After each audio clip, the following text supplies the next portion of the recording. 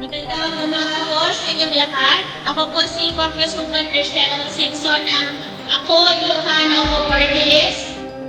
Kahit na yung party list namin ay ako, Ilocano ako, hindi ibig sabihin na para lang sa Ilocano ang aming serbisyo.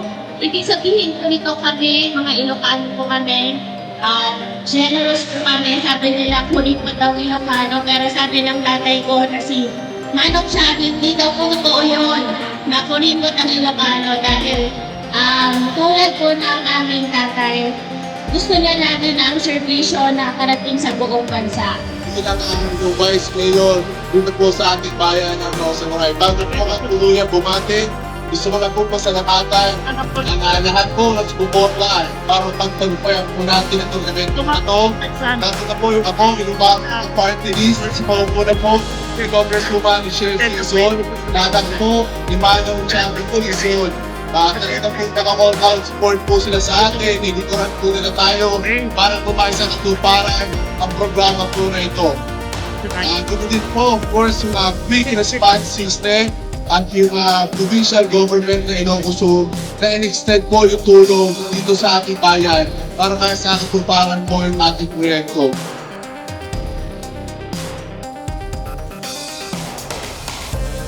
Pasalamatan din natin ang ating mga doktor at mga nurse and staff po dito sa ating medical mission.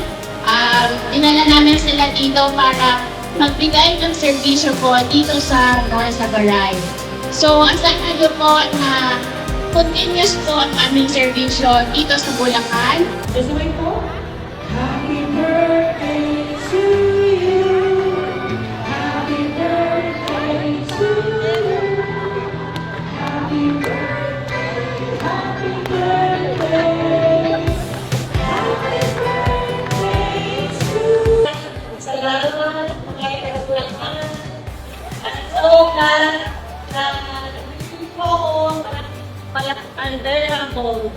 malaking honor para sa akin.